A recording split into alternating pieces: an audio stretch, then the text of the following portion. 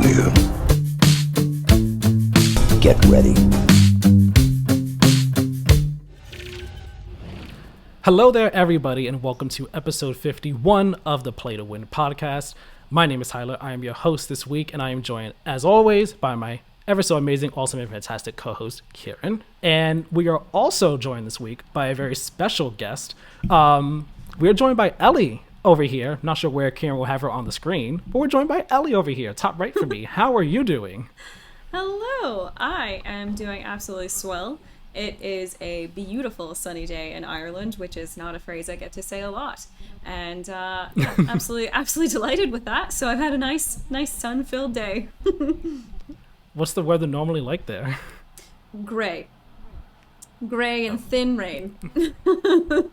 Man, I guess we kind of had that here for a bit earlier today. I don't, I like when it rains, but like when it's a light rain, when it's a heavy rain and I got to be out there, just like, it sucks, but it's nice to look at. I like the vibe of rain, if you get what I mean. I completely understand what you mean. And I definitely felt that way before moving to Ireland as well. And now I've always loved storms, but I particularly love storms now because it means that it's not just the normal, like, pissing rain that you get. I hate that. Going for a 5-minute walk and being soaked through, like, can't stand it. So, like, what is this time of year not a good time to go? Is that is that the vibe what I'm getting? It's very funny that you ask this. So every March that I've been in Ireland, except for one, has been stunning. Like, absolutely stunning, beautiful, like probably like 60-degree weather, and very, very sunny, like just gorgeous. And when this country is sunny, it is unbelievable. But the one year where March was terrible for me was the one year that my family came to visit me. So the first time I ever saw a hailstorm in Ireland was the day they landed. So wow. Typically yes, but if I recommend it, no is apparently the answer. Okay, I'll keep all this in mind for when I at some point make it out to both Ireland and Scotland. Absolutely. As you can all tell, this is going to be a fun episode. It's going to be a really fun episode. This is not going to be an ordinary episode of the Play to Win podcast. Normally, we break down the week's biggest gaming news through in-depth discussion. We're not doing that this week, though. Kind of works out great, too, because it was a light gaming news week, so we would have been, like, reaching for topics anyway. After all of February, of course, you'd be reaching now. Like, right, there's nothing to talk about anymore. Right. And, like, next week, it seems like PlayStation is going to be announcing their subscription service, so like that's on the horizon. This is a calm before the storm in a sense, and I'm ready to have like a really fun discussion with both Keiran and Ellie, especially Ellie here, because we're going to be talking about storytelling, specifically in games this week. And this is something I've been wanting to talk about with Ellie for a while because, as we'll get into a bit, Ellie's kind of like her thing really is storytelling. So I'm really excited to talk about this with you, get all your thoughts on it all and everything like that. So without further ado, we're just gonna jump on into this. Are we all ready? Are we ready to just start getting into this? Always ready. Nice. Oh, and before I forget, also I just have to do this as my due diligence as a Kingdom Hearts fan. This episode should be going live Monday, March 28th, 2022, which is the 20th anniversary of the Kingdom Hearts series, which is why I'm wearing my new Kingdom Hearts shirt. Yes, it is wild to think about. Oh my god. I know. It is wild to think about. It is wild. It seems like yesterday when I bought a 3DS in 2012 to play a Kingdom Hearts game, Dream Drop Distance, and that was the 10th anniversary then. Wow. It seems like it was just yesterday, but that's why I'm wearing Kingdom Hearts shirt and I have my little Keyblade here next to me. As a Kingdom Hearts fan, I have a second Keyblade, but there was just, because again, way my setup is right now, I have no way to bring both of them over here. So I wouldn't be a Kingdom Hearts fan if I didn't just like put that out there. It's like, yeah, it's that time. But that aside, Ellie. Yes. Who is Ellie? What is late to the game? Tell us about you. What a Tell us loaded question. Your story. What's going on? Who are you? Give us the nitty gritty. What is your, send me into an existential crisis. It's fine. Let's see. Who is Ellie? I am a writer, and previously I was an opera singer. And so I studied classical music, and that was like my life's direction for the first like 20 plus years of my life. And then when I was, really, really heavily immersed in opera, I absolutely loved being on stage. I loved performing. I loved getting to learn all this old literature combined with music. But unfortunately, opera has a tendency these days to be quite exclusionary, and so the stories haven't evolved with the art. And so I found myself feeling a little lacking in that department, because storytelling is probably my underlying passion in life. Like everything that I do, I'm trying to seek some sort of story and how it's told. And so then when I moved to Ireland, I decided to get a master's in literature and publishing. And so I got to fulfill the writing and story part of my life, and got to do actually part of my dissertation I did on The Witcher. And so like getting to study that in depth, and then getting to like play the game and doing all that stuff was like such a gorgeous combination of everything that I loved. And then the pandemic happened, and so so then I was inside and couldn't get a job in publishing, because the publishing industry is incredibly competitive, and so jobs were just not really going.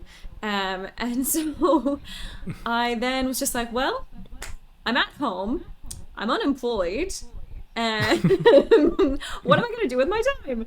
And so then I started diving deeper into video games than I ever really had, because I had played them a little bit growing up, and it was something I always really enjoyed. But unfortunately, I was also one of those people that was subject to the unnecessary, to say the least, gatekeeping that happened with women in games.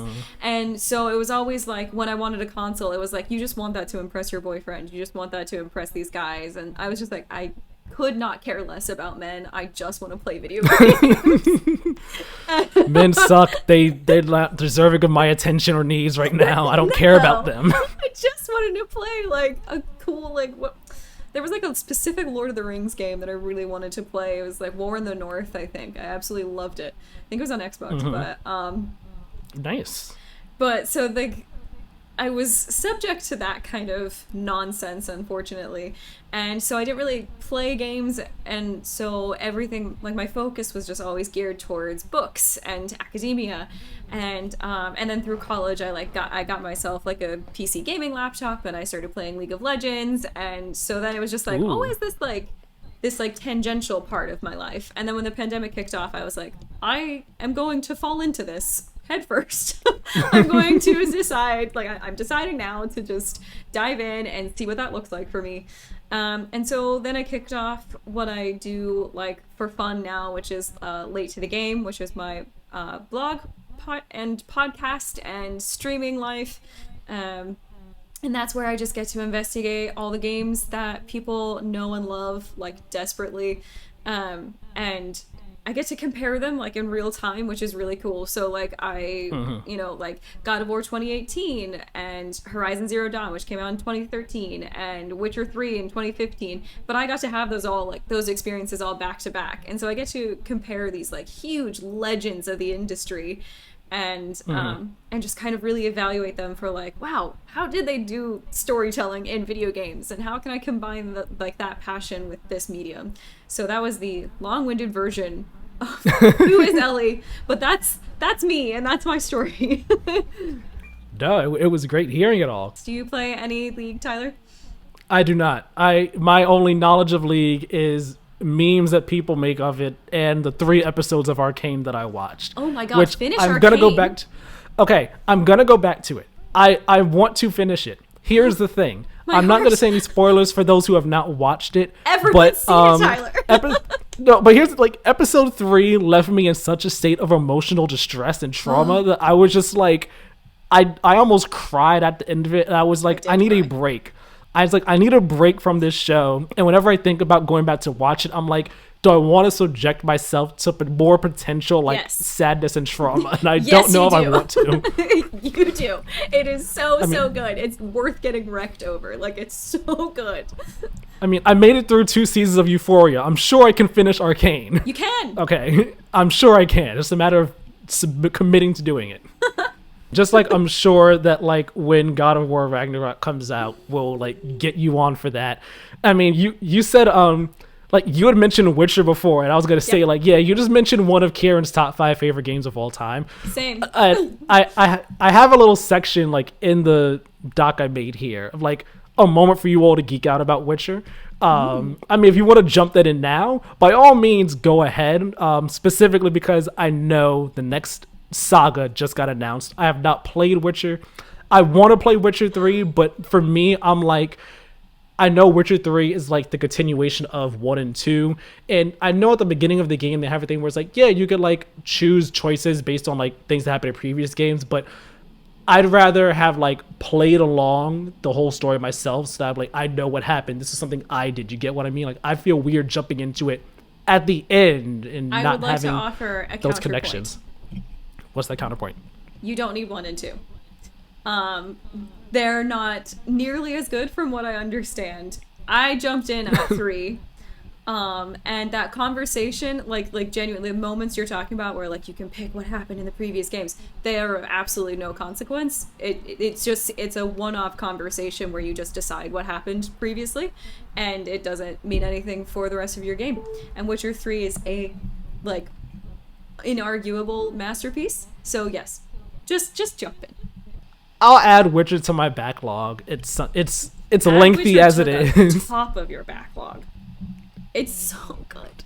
Do you all want to talk about Witcher really quickly? Like take a minute or two talk about Witcher? Like just you two, I how can excited always- you are about this next series, this next Witcher saga.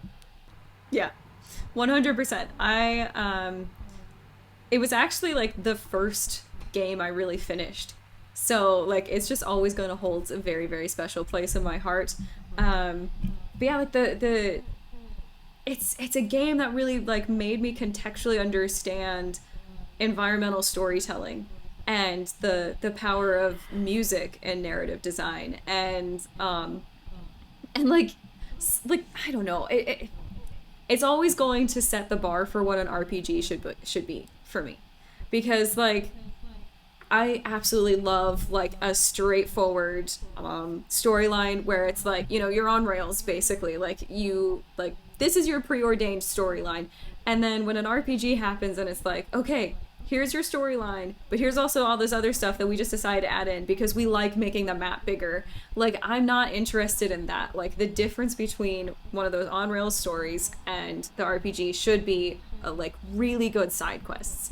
And Witcher just has that in spades. Like, Witcher 3's side quests are absolutely unbelievable. Like, some of my favorite stories in video games. And so I think that's why, like, it's just always gonna have this, like, this other bar. Like, it's just, oh, it's so good. And do you have any predictions for what 4 is going to be? I think it's got to be Ciri's story. Because in my brain, I would love the idea of, like, we start with Ciri in, like right around where her and Geralt go their separate ways, like, on accident, whatever. So, like, have you read the books or anything?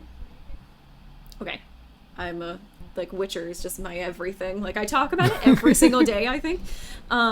But I read the books when I was in university, and then obviously did my dissertation on it and everything. So there's this section of Ciri's backstory that you get that just makes you fall in love with her and care so much for her. And so the reason I got the bad ending is, like, for 2 reasons. I got serious daddy issues, apparently, because everything I was doing was just like, protect Ciri, and like that was, you know, where I went wrong. And then I forget what the other reason was. Basically that's but I would love to see, like, more of the book's storyline taking place, and also it would make more sense starting from that point because Ciri is so OP whenever you get to, like, actually experience her. So if you're starting at, like, a lower level point in her life, it would make more sense for the game to start at that point. But some people were throwing around it might be like a prequel and stuff, and like I'm not interested in that, to be honest. But I suppose it could be cool, depending on like, you know, when like Witcher schools were like really a lot. But yeah, no, I'm absolutely like, oh god, I can't wait. We're gonna get it in like 10 years, but I can't wait for Witcher 4. As a quick little throw-in question here, that could also, I guess, like wrap up the Witcher conversation. Yes, that's fine. We're not here to talk about that today. Do you all? I've seen some people also like throw out the question of, what if they let you make your own character? And just like it's a completely new story. You wouldn't want that. You'd want it to be like a specific node person that you play as, or something like that. I mean, I suppose it depends on what era they pick. You know, like if it's like a new generation of Witchers, it's the Link school, like you get to just be this fledgling Witcher. Maybe I could get behind character creation, but I don't know. I feel like I really maybe it's also my trust issues with CDPR at the moment as well. Like I trust them with the IP of Witcher, and they know it and they're passionate about it, and that's what they built the company on. And so like I want them to do more with that kind of pre-established story, because that's what they're very clearly skilled with. And so if it dove into the realm of being like, no, this is, you know, build your own adventure in the Witcher world, then I would be scared. But, you know, I'll play it regardless. Okay, that makes sense. I see both sides of the coin and all like that. So, especially as someone on the outside looking in who's not in the community involved in Witcher, like sure, if you're not attached I understand. To Geralt, you know, that makes sense. Like, right, exactly. That's why when I saw people say they create your own character idea, I was like, could be interesting. I wonder. But then I've also seen people say, I want to play as Ciri, or I want to play as someone else. And I'm just like, from what I understand, that seems very exciting as well. Yeah, absolutely. Yeah. Listening to the two of you talk about that was like listening to myself and someone else talk about Kingdom Hearts for I imagine that conversation could have gone on and on and on and on and on. It was very fascinating to watch. So, Ellie, yes. You kind of talked about this a bit before, but like your relationship with stories and storytelling, like what is it that started making them so fascinating to you? It started making them so like become so important to you. Like what is that you look for in stories, and just like stories in general, not just like specifically from gaming, but just in general? Right. I suppose I've always been quite observant as a person, and I think I've always really, really valued time for escapism. And so, like, my first love was books, and it will always be books.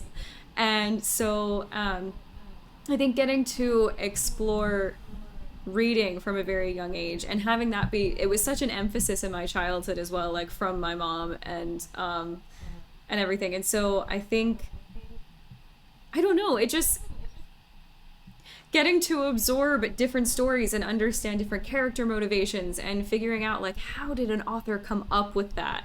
I think there's these mental hurdles and like equations that I have to go through. It's that meme, you know, with like the geometry and the algebra going on. Like that's how I feel whenever I think about stories, but in like a really, really good way. And so I think like it just transition, like that observant behavior that I have, like just, you know, sitting and people watching is so cool. And I think that kind of thing like transitioned all throughout my fascination with like books and films, and then video games and plays and musicals and stuff like that. Like I realized the running undercurrent of it was like, oh, what makes these characters so compelling to me? Why do I care? What can I do when I write to make someone care about my characters and things like that? So I think that answered your question, or part of it anyway. No, yeah, I think it does. Like it's I like how you said the escapism part of it all. It's just like you're able to just like be in this whole other world, this whole other universe, and like you're just like, all right, what is this place all about? Yeah. And you're, you know, whether it be reading it or watching it or what have you, it's like you're somewhere else for a bit. Yeah, and absolutely. all, and just being a part of it. That makes total sense. Yeah, like I was raised on Lord of the Rings, so like I just always wanted to be like an elf, you know? I want to be in Rivendell. I want to be somewhere else exploring that world, and, you know, doing all those things. So then I guess moving this into gaming specifically, what is it about gaming and stories and storytelling in gaming that makes, it special there in that realm and like distinct from film or TV or books or plays, so on and so forth? So I've done a bit of teaching in my life as well. And one of the things that I find like is the hardest but most important part of a teaching job is to like be accessible to different kinds of learners. And so and I think gaming accomplishes being accessible to all kinds of learners, because there is an auditory factor, there is a visible factor, there's a kinesthetic factor to it, and all of these things go into one like gorgeous little like, I don't know, my brain wanted to say pie, but it's just it could be a pie. Yeah, all these it can be a pie.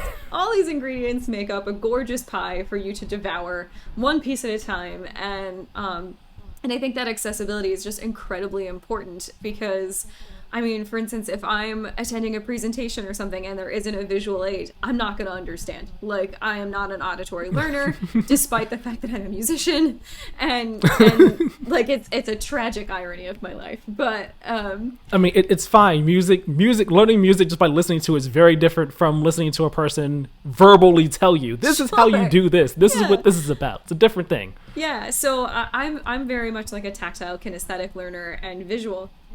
And so getting to basically just like, with video games, I feel like I can just take everything that I love about learning about a story and inject it straight into my brain, because I'm the one manipulating it, And it also and it provides that retention as well, because you're responsible for the actions. You're like, oh my God, I remember like being Nathan Drake and jumping to that cliff and like, so I think it's that accessibility that I find incredibly powerful. Nice. Yeah, that's actually like, I don't know if that's an answer that I really hear people talk about or say much when they get posed the question of what makes stories and storytelling for games so unique, or I guess what makes gaming unique specifically as opposed to like other forms of media. I've never really heard people say that it allows you to absorb them, allows different types of learners or what have you to absorb them in different ways. Like typically the answer is the and you've kind of alluded at it, the fact that you yourself are in control of it. You are in the story itself and everything. And like that was kind of my answer to this question. It's a go-to answer. It's a bit of a cliche answer when you ask. It's a good answer. I mean, like, yeah, cliches happen because they're real, like they're applicable. That's why they're cliche, but it doesn't make them any less worthwhile. No, I mean, like, don't get me wrong, I love that part of video games as well. Right. But no, yeah, that's a completely different side of it that I never ever thought about. I never would have thought about. It's that interactive element that other forms of media don't have. Other forms are passive. This is very, you're hands-on with it. You are in it. Yeah, which makes it that much more special. The other thing, that's absolutely one of the other things as well. I am a person that like, don't know whether it's ADHD or if it's just that I like multitasking, or I've just assumed that I always had to be multitasking, but I love that video games demand all of my attention the same way a book would, like I can't do other things, or I'll be like mad at myself. Like, it's not a fulfilling experience to me if I'm like, if I'm listening to a podcast, or if I'm, like, and I can't watch a YouTube video or something, or, and I couldn't fathom the idea of listening to different music, because like, that's like, half the reason that I want to play certain games is because they're music. And, yeah, so it's the captivation. Is that a word? Captivating aspect to it. Anyways. I was going to say captivation sounds like it's a word. It sounds like it could be a word. But I don't think it is. Keiran's looking it up right now. He's on the case. It feels like it just feels right as a noun, but I don't think it is. Is it? There we go. There we go. They heard me coming. And Google's never wrong about anything. We know that. So I wonder, would you say there's anything in particular that you look for from stories in games that you like don't look for in other mediums? Right. So, yes. That might be a weird question. No, it's a good question. I I think I definitely look for more innovation in video games than I expect from film and books, especially because books, written history has been around for a long time, and so there's a lot of different types of media that we have decided there is a set of rules for, and I think because video games are so new, like so new, that we can't really settle. And especially because they're changing at the rate that tech is. And so there's no specific set of rules that it has to adhere to. And so finding the different creative approaches, and especially because there's visual elements to it as well, like it can take a far more creative approach than a book can. Because, books you can have like build your own adventure, and it might like push you around in the actual novel itself. But at the end of the day, there's still going to be like a front cover to back cover situation. And and I think with video games, I can hold them to a standard of constantly evolving, because tech is constantly evolving and people are constantly being creative, and there's hundreds of people working on most of the games that I play. And so yeah, I definitely look to see those creative approaches to like implicating different narrative design measures. Yeah, I think there's a game I played recently, came out last year, and I saw a lot of people were like praising it, and I think it got a fair amount of awards. Not like, I don't think, maybe it got like one game of the year from some outlet, but I saw a lot of people like, yo, this game is really cool, it's really fun. And I was on board with it from the moment I first heard about it last summer, called Unpacking. And I talked about it on the podcast. I don't know if you've heard it. Have you heard of it or played it or anything? I haven't played it, but I've heard of it. Yeah, so like it's, for those who don't know it, it's a Zen little game where you're basically, each level you are unpacking someone's belongings. It's the same person throughout the whole game, but you're just unpacking their belongings. You start in a room, and then eventually it becomes like multiple rooms in a house, multiple rooms in an apartment. And then like at the very end, it's an entire house. You're unpacking all the belongings, putting them where they need to go and all like that. And there's a story to the game, but it's not like a straightforward, this is what's happening here, this is what's going on now. It's like you start off the game and the character, they're a child and all in their childhood home, and you unpacking their belongings. You see they have these toys, and they have like little stuffed animals and coloring books and game systems and stuff. It's like, oh, it's neat. And then you go a little farther along, and like as they get older, like they still have the stuffed animals, and they still have let's say like a graduation plaque, right? And when you play the game, the default setting is that items have specific places that you have to go. You could turn that option off if you want to make it easier for yourself, but default is that things have places they have to go. So like the plaque, when you first get it, say for example, it has to go on the wall, like above the bed. That's where it goes. And you're like, cool, awesome. But then as the game goes on, there's a point, I forgot which point it is, where the plaque, you're like, oh cool, I want to put on the wall, but you can't. Like you could put it there, but it doesn't belong there. It's like, okay, where is it supposed to go? And then you see it's supposed to go under the bed. And it's like, interesting. I wonder why. And then like there's pictures that you could put up along the wall, like the main character with people that they met in their life. It's like telling their life story through their belongings and the places that they're living and all like that. And I think that it's a really subtle thing that like if you're just playing the game and not thinking much of it, like, oh, okay, that's cool, that's neat. But if you're like really paying attention, you'll pick up on certain things like, oh, this is who they're living with now because I'm unpacking these type of belongings too. Okay.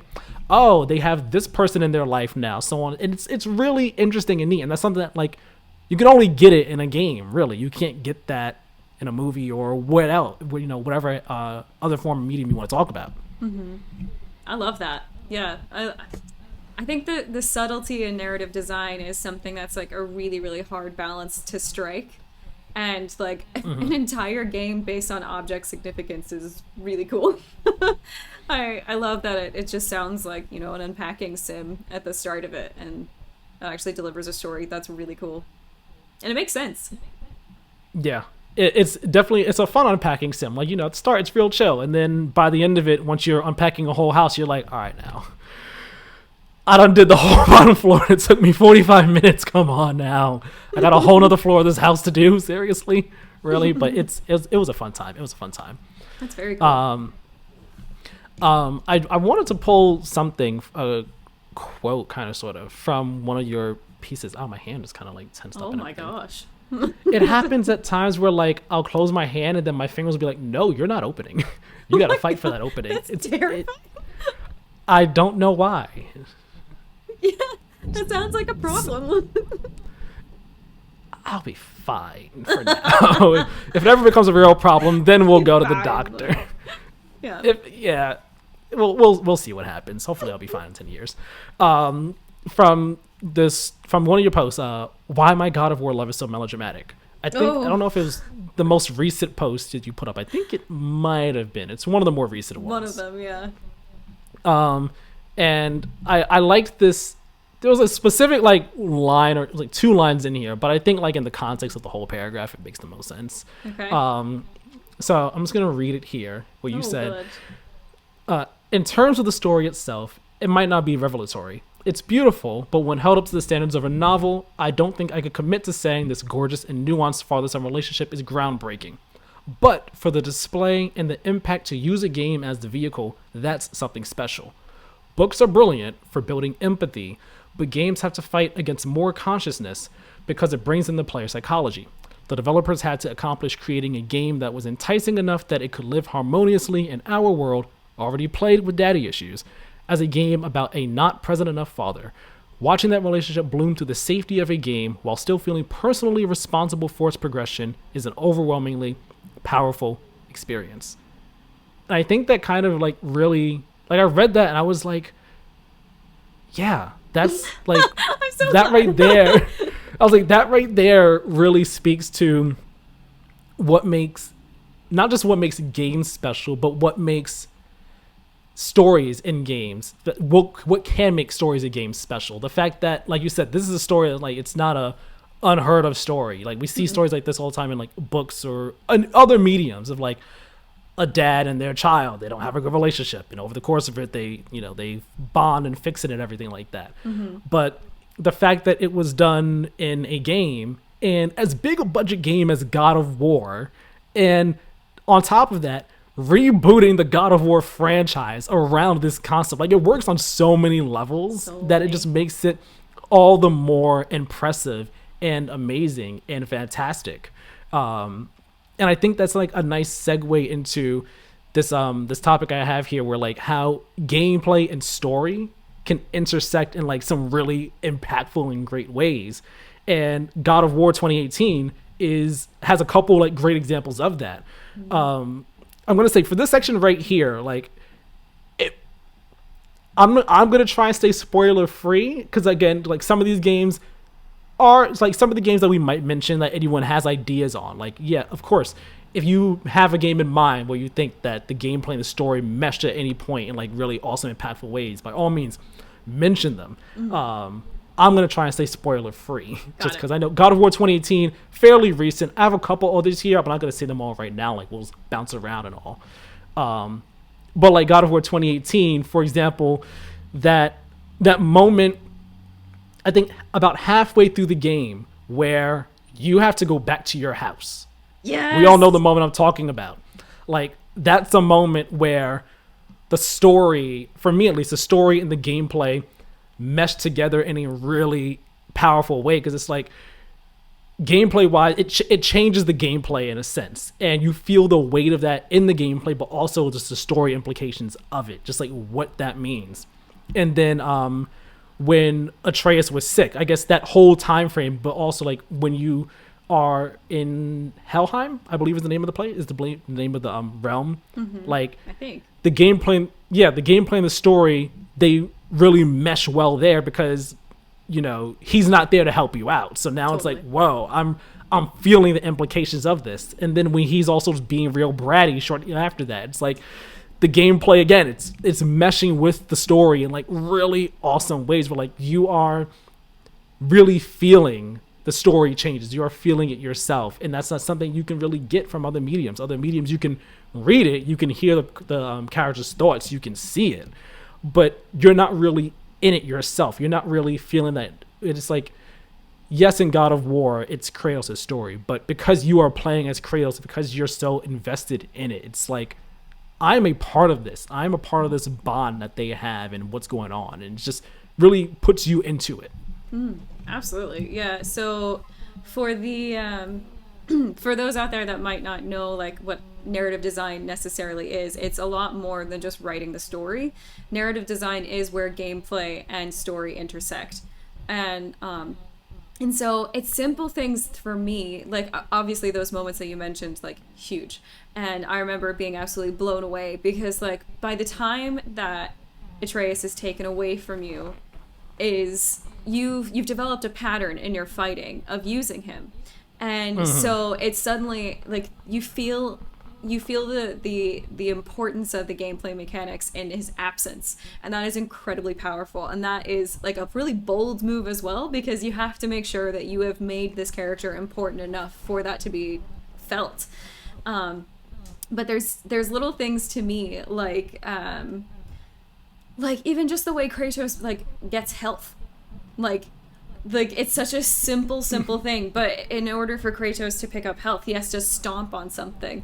And so there's just every facet of Kratos. They did this thing of just making him just so rage filled, and like obviously that's his thing. But it would be so easy for it to just be like picking something up, you know?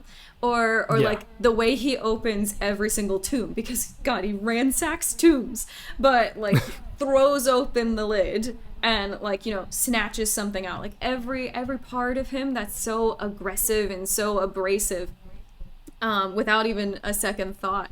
Those things are so powerful to me, and those are the things that I look for where I'm like, man, that was so good.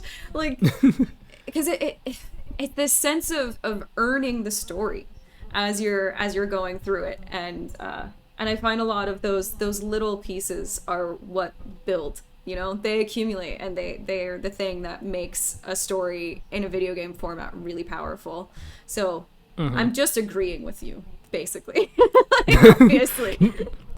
No, that's totally fine. I like the deep, insightful answers. And again, that was also just like another way to look at it, where it's like, yeah, there's the bigger story things like that, but even in the smaller little nuances that others might not really think of. But that's why they're so matter good. Of him opening a thing. That's why they're so good, because you don't have to acknowledge them. You just get this feeling. Like, it's the same way you get a feeling of like a person. Can you imagine if a person was just stomping around and be like, God, they're angry. but including that in him, rather than him just, you know, walking calmly from place to place and then being like, and fighting, like that would be so jarring. But there is this sense of earning all of his actions because you've been there through the whole process, and you're like, wow, no, like I get it, like I'm angry too. You know. But yeah, so I think those nuanced pieces are the things that seal the deal for me.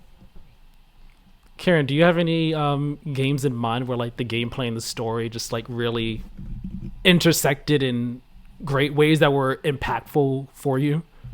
I like that you mentioned Ghost of Tsushima. I forgot about that game. In this regards, no, I love it. I love it. I'm saying, no, I could not forget about that game. I loved that game. I forgot about it in this regard, because what Keiran said was something a lot of people were talking about when it came out, and also something I felt as well. Was that when you first start the game, you know, Jin is a samurai, and he's been trained all his life in the ways of a samurai, honor, how to fight, so on and so forth. So when you start the game, you know, in the beginning hours, I'm like, yeah, fighting as a samurai, I'm all about the honor. I see people, I'm going to do a duel. I'm going to, you know, be an honorable samurai and everything like that. But this isn't necessarily a spoiler or anything. I mean, it's kind of like the premise of the game. Like, he has to adopt new tactics. He feels like he has to adopt new tactics in order to take on the Mongols and drive them out of the island at all. And those tactics are ones that aren't seen as honorable by samurai. Right. So it's like, as at the start of the game, the beginning hours, I'm like, no, I'm just going to do it like this because I like, this is real cool. I like doing it like this. But as the game went on, I was like, I actually want to use some more of the ghost abilities. Use some more like the stealthy sneak up, stab them behind, take out a place real quiet, like without anyone knowing I'm here. And if things get loud, then I'll go loud, you know, start fighting like pow, pow, pow, pow, pow. But just that little thing where it's you might not even realize that you're doing it. You might not realize that it's the gameplay and the story meshing with you, where it's like, as the story goes on and Jin becomes more of the ghost, you yourself might become more of the ghost. Feel like, no, I want to do this, so I need to do this. I think this is the right thing for us to do. Like that right there was a great example I completely forgot about. But yeah, like I do think the way that the story and gameplay can intersect the games is like really just awesome. It can lead to some really cool moments. If you want to hear a funny one for me, yes, I thought about this because when I was putting this doc together, I was like, oh wait, this happened. There's another God of War one, except not 2018. It's God of War 3. Okay. All the way back in 2010 when I played this game. I'm going to spoil the very end of the game. We've all played God of War 2018. If you've played it, you should have an idea of what happened at the end of God of War 3. Sure. Kratos has killed all the Greek gods. Right. The final boss is Zeus. Yeah. You do a boss battle with him, and then after like you take out all his health, it goes first person. And Kratos, all his weapons are on the ground, and then he takes his blades, tosses them down, runs up to Zeus, knocks him down, and then starts just pummeling him. And it's a quick time event, so you're just pressing square. You're pressing square, pummeling him. And the screen just gets covered in more and more red. And so the screen is just covered in red, right? And then the whole time it's there, it's just like, it just has square, press square. So I'm pressing it, and I'm pressing it, and I'm pressing it, and it's not ending. I'm like, the heck's wrong? I'm like, all right. You were I'm him! Like, you were getting out your rage! Right, so I'm like, oh, you know, restart the game. I'm like, why did it end? Because any other quick time event, it ends when it's supposed to end. So I restart the game, and I'm like, what the heck? So I go on Google, I'm like, what's going on here? And someone was like, yeah, you have to stop pressing it for it to end. I was like, stop punching him. Right, I was like, oh, okay. So like back then it was a thing where I was like, oh, that's neat, cool. I didn't really put much thought into it. 12 years, please. That's so cool. Right. But when I thought about it more, I was like, wait a minute, I forgot about that. I was like, that was a really cool thing because like I think back then I knew why it was there, but I just didn't really think much about it. But it's like, yeah, like you said, all these games, he's caused you so much trouble, and it's like, pound him as much as you want to. You stop when you are ready to stop. Yeah. And it's just like, that's the thing that is just so cool. When Kratos would feel a shred of humanity or something, like, oh, that is so rad. I absolutely love that. Yeah. That's very cool. I felt like such an idiot though. I was like, why is my game frozen? What's wrong with my game? Why is it not finishing? Yeah, that's for a moment working. I did. Yeah. I was, again, like I said, I was like, oh, that's cool. Anyway, end of the game. How does this wrap up now? So cool. Look, yeah. So shift away from gameplay and storytelling, intersecting and all like that. Okay. I wanted to talk about narrative adventure games and like games with branching narratives and like the challenge that they have and all.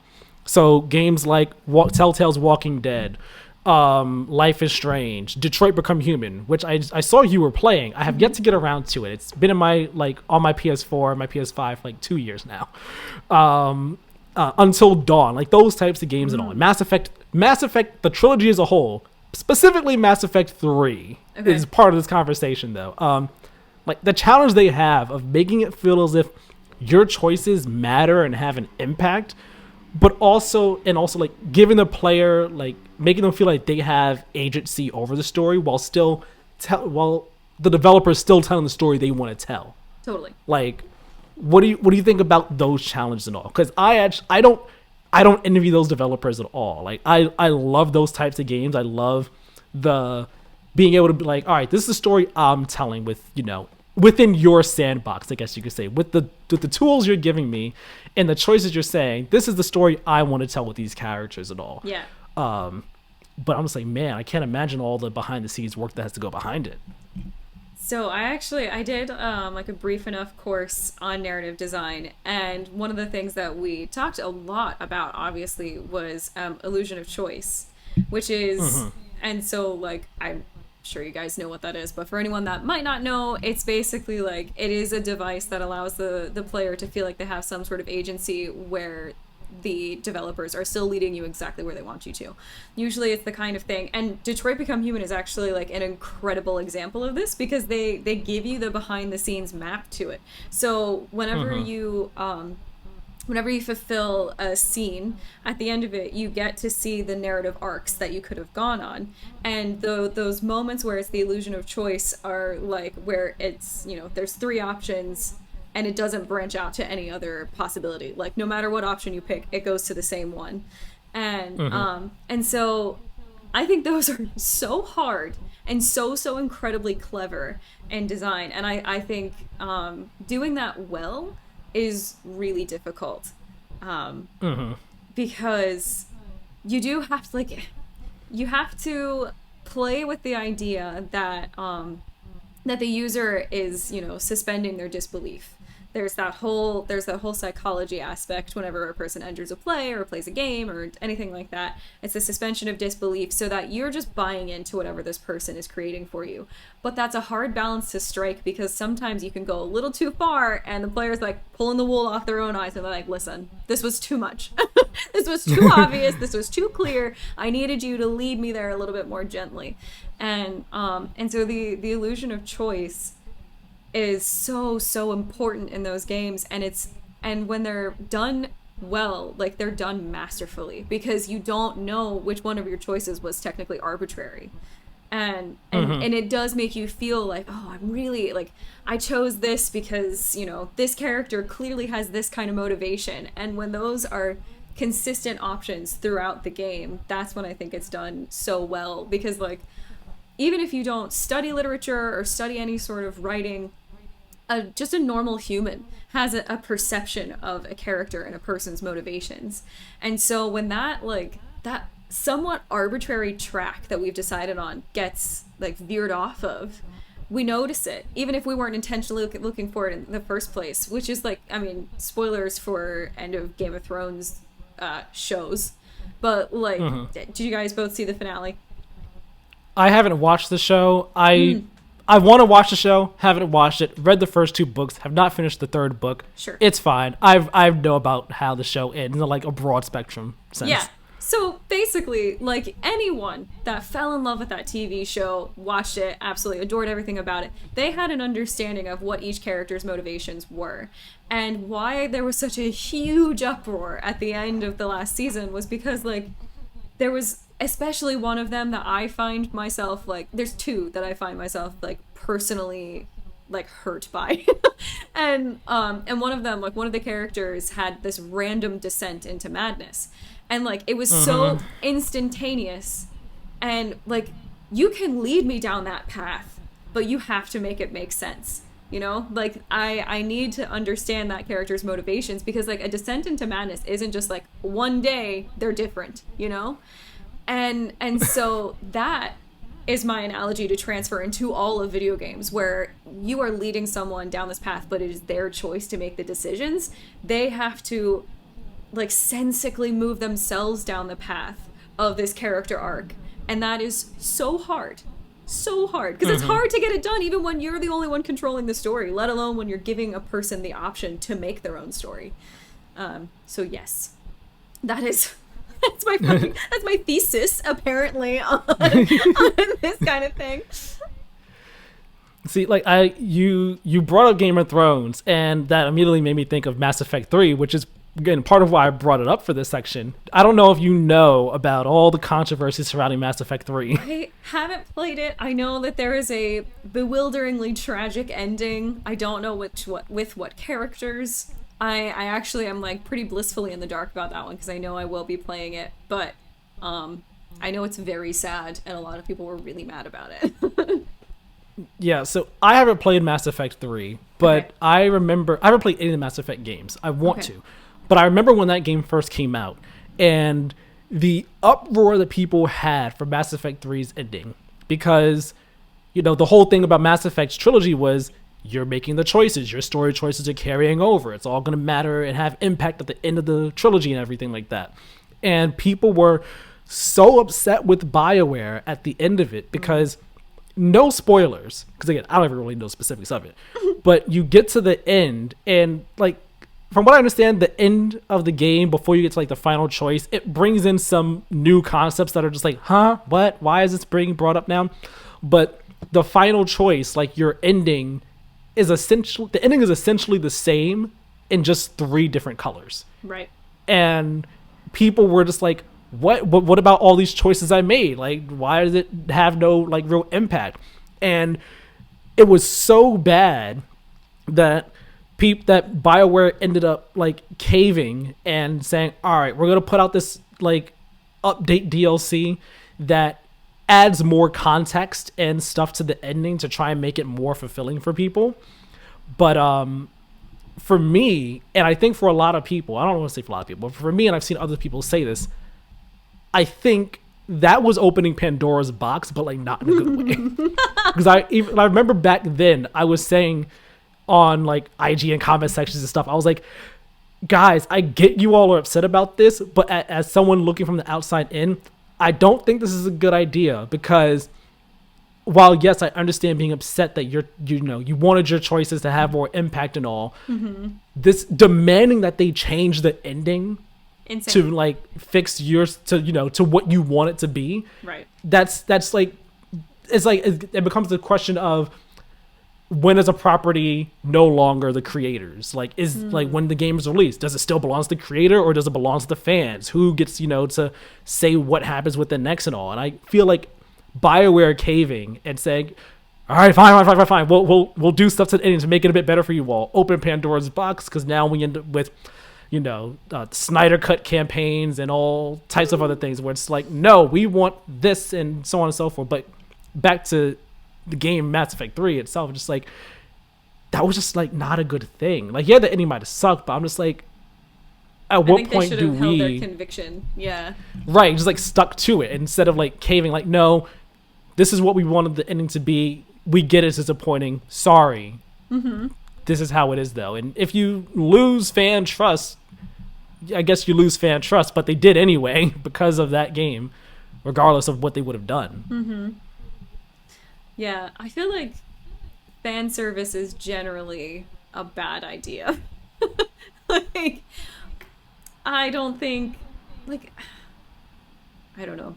Fans are often going to know approximately 3% of what goes into actually creating a game. And I think when developers spend years, like, pouring their heart and soul into creating a game, I don't think a fan uproar can, like, has the space to demand that change. Because it's like, you weren't in the room. Like, you don't, like, that choice was made for a reason, But, right. And like with a game like Mass Effect, where you have all these different choices, like I'm sure hundreds of choices from 3 different games coming into one ending, like, you can't imagine how difficult that's gotta be to make an ending that works for everyone with all their different choices and everything like that. Like, yeah, you're creating like hundreds of endings at that point. Like, right, like at a certain point, it's like, all right, we've got to we have to like, what's the word? Like, dude, channel everyone into these select endings, and it's gotta, like, we'll make it work the best we can. Yeah, it's as simple as it can has be. To go through a funnel at some point, Right. Ellie, how much longer do we have you for? That way I could kind of gauge what I have in terms of questions here and where we should go. Let's say 10 minutes? Is that okay? 10 minutes? We can, yeah, If we can stretch it to 15. All right, we'll stretch it to 15 then, okay? Okay. And we'll do these quickly then, all right? Okay. I won't expend a thesis for each answer. It's okay.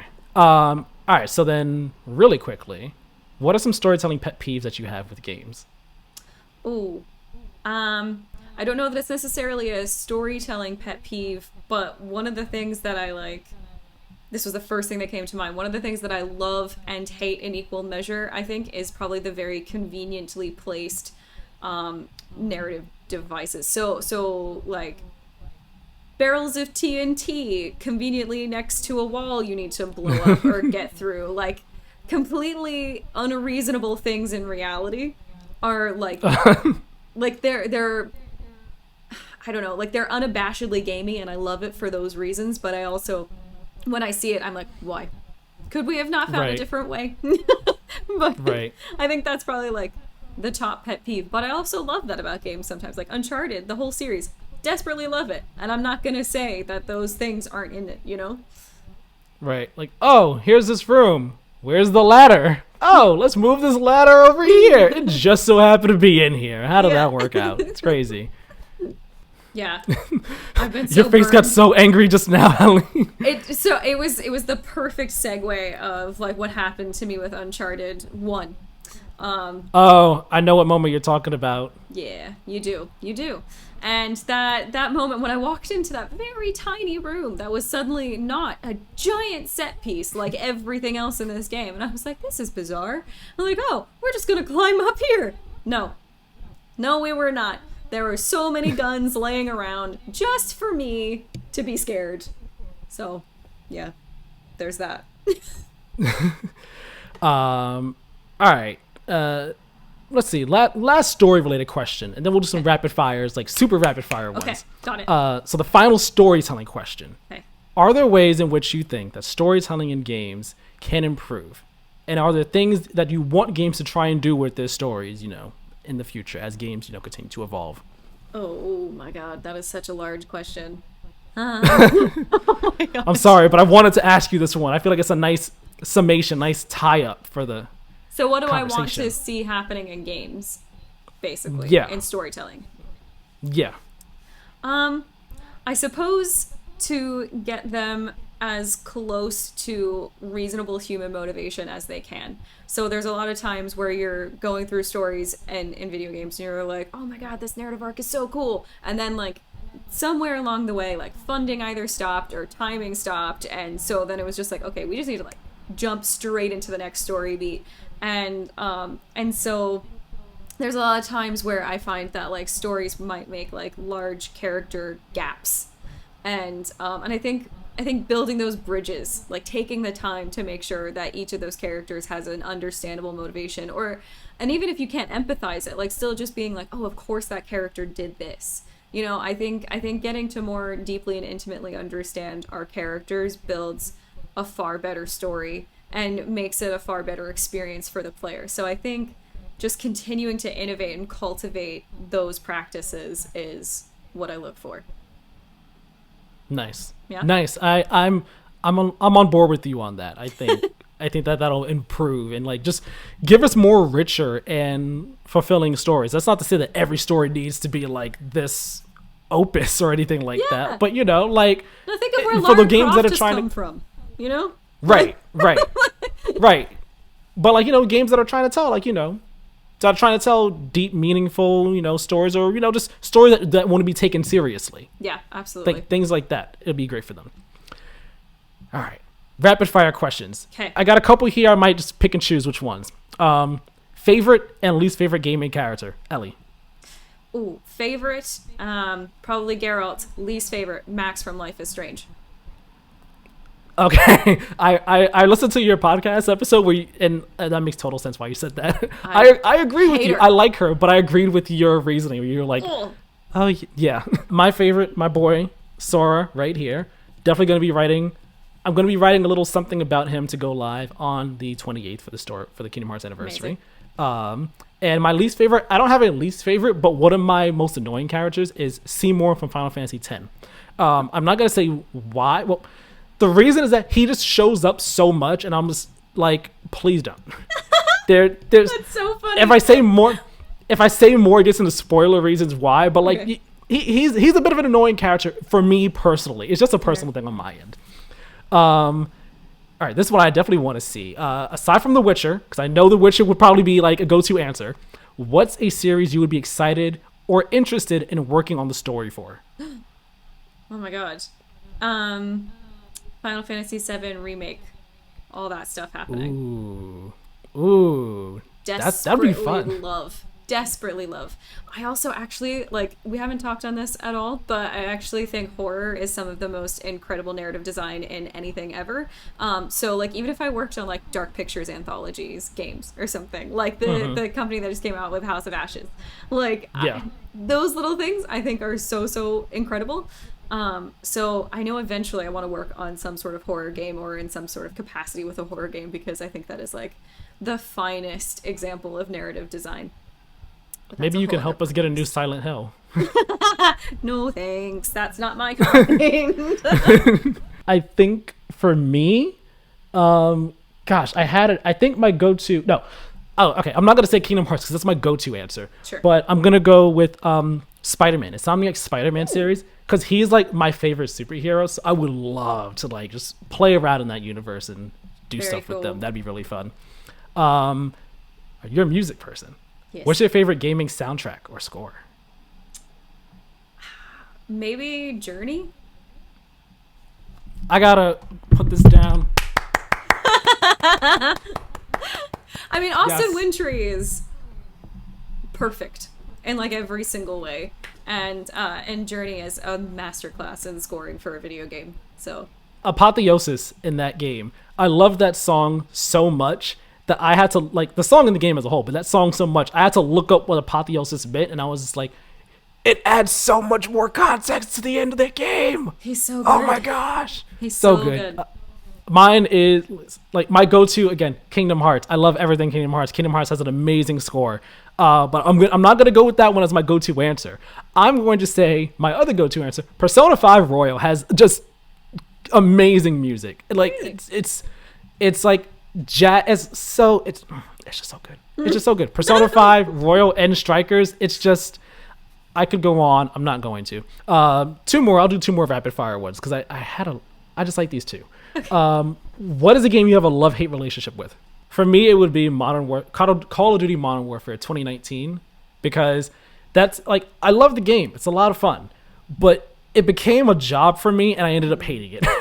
I was just like, I'm playing this so much to try and grind out stuff, and it's making it less fun for me, in addition to, like, other, like, mechanics with the game. I was just like, the spawns suck, this map is annoying, this is, I love it, but I hate it at the same time. You got one? Yes, Horizon Zero Dawn, actually. Ooh, interesting.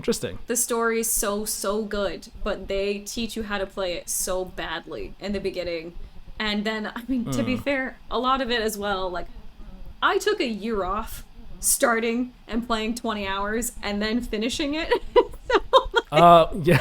like, it's partially my fault as well. But the fact that they don't teach you how to play it very well, and the fact that the side quests and character development is kind of bad, unless it's, like, a main character. So. Interesting. All right, last rapid fire. Okay. I feel like I know the answer, so I'm going to extend this to top three. Okay. But top three favorite games of all time. If you have an order, cool. If you're not ordered, that's fine. But top three favorite games. Yeah, I think that's pretty easy to guess. Final Fantasy VII Remake, Witcher 3, God of War 2018. Those are my favorite. Honorable mention to Guardians of the Galaxy, though, the new one.